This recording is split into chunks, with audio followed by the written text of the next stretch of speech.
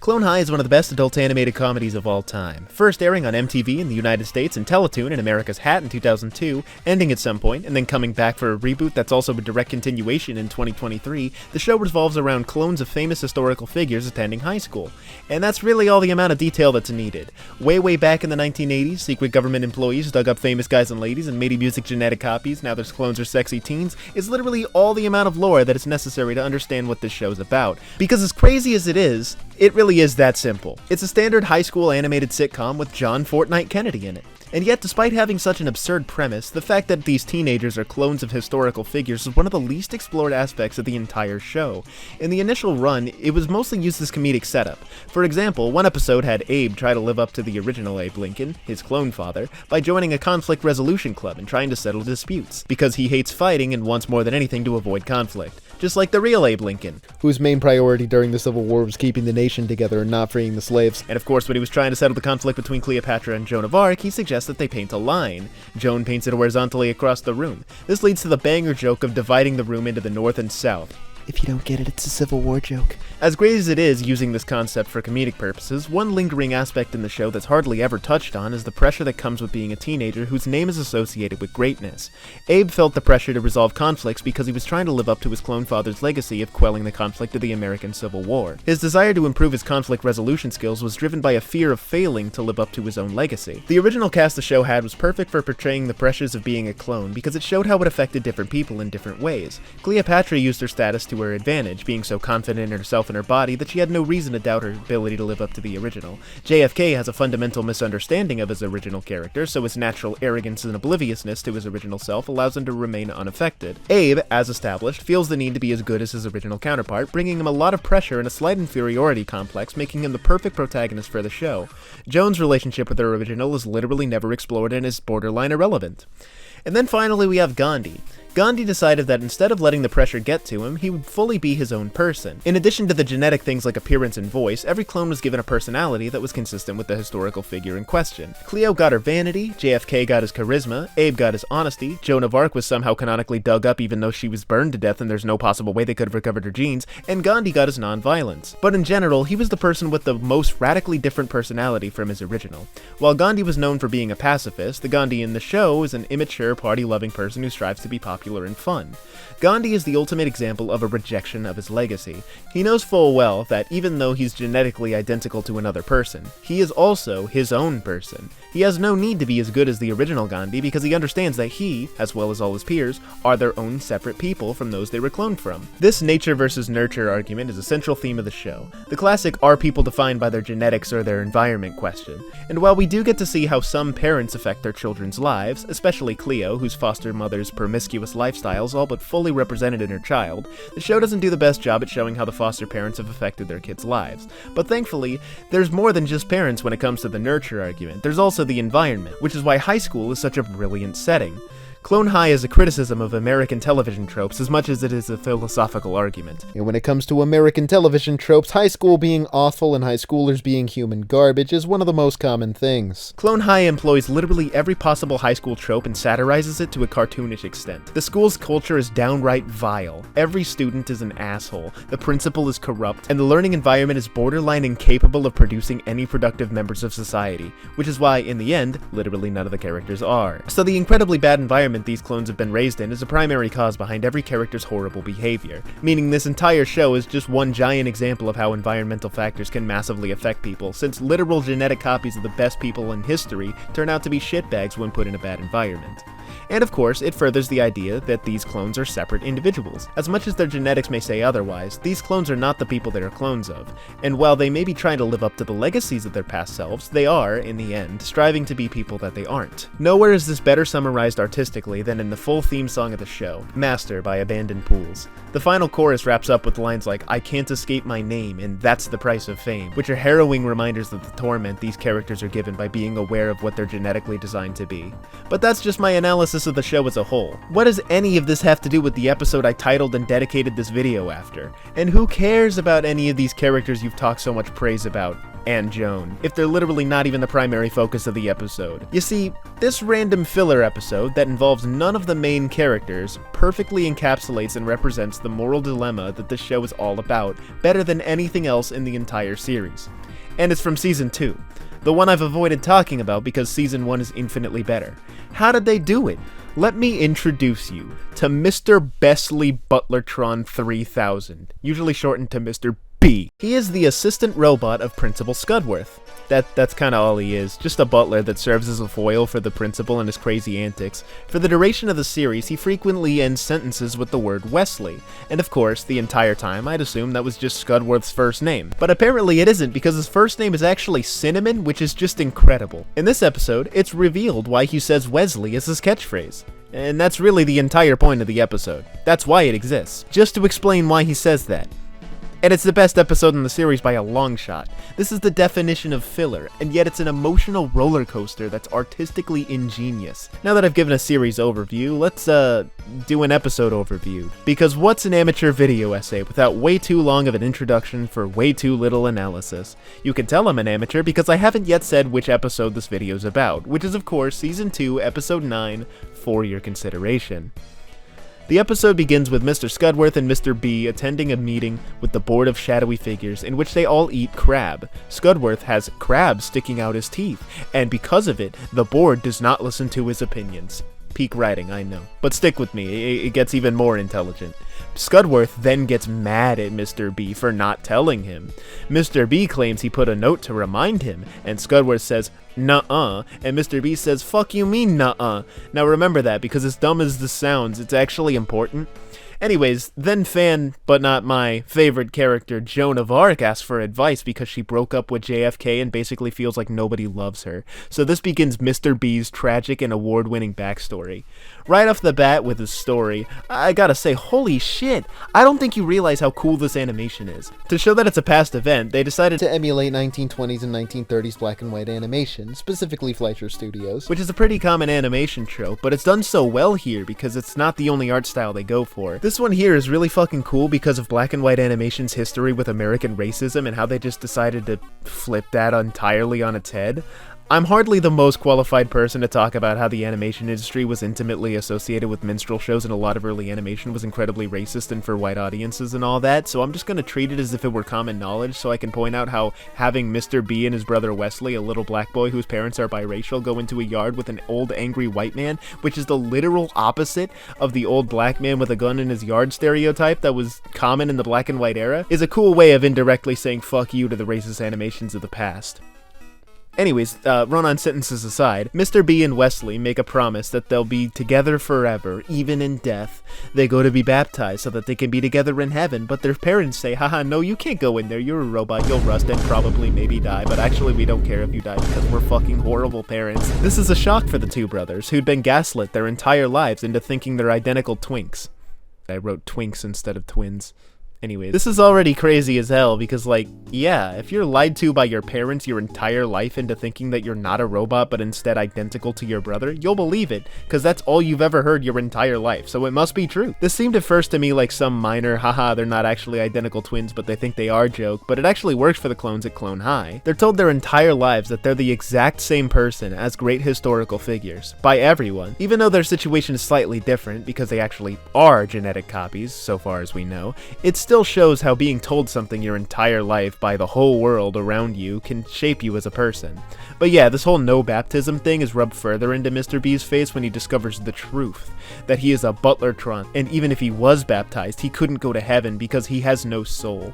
The whole robots have no souls thing is a recurring thing for the rest of the episode. It's one of two things that he's told persistently throughout the episode, alongside when the going gets tough, get on a bus, which the first time it's said, it's by his mother, who gives it to him as a parting gift as he leaves on a pillow. I'm sure that phrase has some kind of deeper meaning, but even my AP literature taken ass doesn't really know what exactly. So in the first instance, all I can really glean from it is that his mother doesn't give a shit about him and she's saying to just leave. Which he does, he hops on a bus, because he's a Butlertron 3000, he's a robot, he follows commands. The next part of the story consists of Mr. B, short on cash and haunted by his past of having to leave his entire family behind, falling in love with a girl who reveals she's pregnant. When she gives birth to their son, Mr. B is immediately attached to it, as it's now now the first real taste he's had of having a relative. Since his former family was a lie, his life is made complete by his son being his real family. Until later he finds out it's not really his son and his girlfriend was a woman who loved having sex with all kinds of appliances. And that's really one of those things that the show does brilliantly. It's so in your face with being a comedy that even when it tries to pull at your heartstrings, it continues to revel in its absurdity and humor. This is potentially the darkest episode in the series, and yet its central conflict is the result of him not telling his boss about having food in his teeth.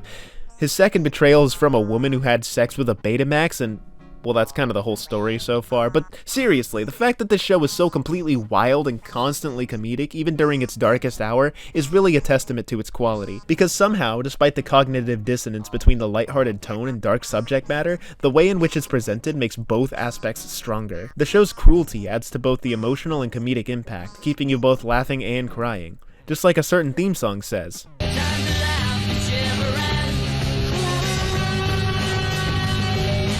Mr. B's third trial in his series of tribulations is returning to his brother Wesley, who drops the funniest line in the episode. I swear on my kids, Chesley and Wrestley and Festley. I even named my youngest after you, Mr. Butlertron. She's a real beauty. Not forgetting the promise they made to stick together forever, Wesley tries to get Mr. B baptized. In the ocean. Even though he can't swim. Oh, fucking Christ. Up next, we got the segment that proves that this is just trying to be bojack Horseman. It's working. If you're gonna imitate anything, it might as well be bojack Horseman. I mean, shoot for the stars. Anyway, he becomes a sitcom star, and then he meets Mr. Scudworth for the first time, who offers him the chance to assist him in creating an amusement park for clones of historical figures. This, of course, is a brilliant business proposition, because having a scientist who can clone humans means that Mr. B can finally get his brother back. He can clone his brother, and they can be together again. It's at this moment that we return to the present. We've done it twice before because this episode is framed as a counseling session for Joan, but I'm trying to imitate Season 1 Abe in this video, the way I'm completely ignoring and invalidating her presence, so we return to the present. Since at the start of the episode there was a conflict between Mr. Scudworth and Mr. B, it's implied that Mr. B has given up all hope in maintaining the closest relationship he's had in his life. Just like his parents and girlfriend before, who deceived him and thought lesser of him on account of him being a soulless robot, Scudworth has betrayed Mr. B. He needs to get on a bus and move on. The bus takes him to Jumper's Cliff. And this is when the real shit begins. This is when it all clicks. Every important person in Mr. B's life has deceived and abused him because they've assumed that, as a robot, his life doesn't matter. Regardless of what he was to any of them, he was treated as expendable because he's a robot. He doesn't have a soul. His individuality doesn't exist because he's mass-produced. He's not a unique individual, he's a robot. A soulless clone of another. See what I did there? I'm so clever, in fact, that you'll think it's my idea and not an intentional choice by the writers of the episode. I'm an actual genius. You see, it's my idea alone that this whole part of the episode is supposed to show how robots may be mass-produced, but once they're given sentience, they are all granted individuality, and therefore deserve the same love and respect as any other person. Because it's not a soul that makes the life, it's the presence of thoughts and emotions. The experiences, the environment, and the people individuals interact with shape a person into what they are, and a person is a person, regardless of if they're a robot or a clone. It's not a soul that makes anyone anything. Mr. B and the clones are supposed to be analogous in this episode. Regardless of everything, they are still their own people. They may literally be clones in reality, but they're not clones in spirit, and cannot be seen as the same person. They've been shaped by the world around them. They've made human connections that have fundamentally changed them into different people. Mr. B, who was created as a robot, is distinct from the rest of his model because he was raised as a human boy with a brother he loves. The clones are distinct from those they were cloned from. Anyways, enough analysis. What happens on Jumper's Cliff? Does he jump? Well, first up, there's this guy that's about to jump, and he's in the way of Mr. B jumping, and it leads to one of the best jokes in the series, not by being the funniest, but because of what it means.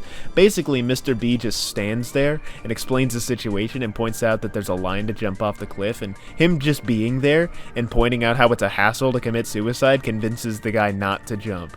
This is obviously played for laughs and is not really that simple in real life, but It's so fucking cool to see this heavy subject treated with levity and respect simultaneously, because having supportive people around you is definitely good advice to those struggling with this, and pointing out how suicide affects other people is an important message too.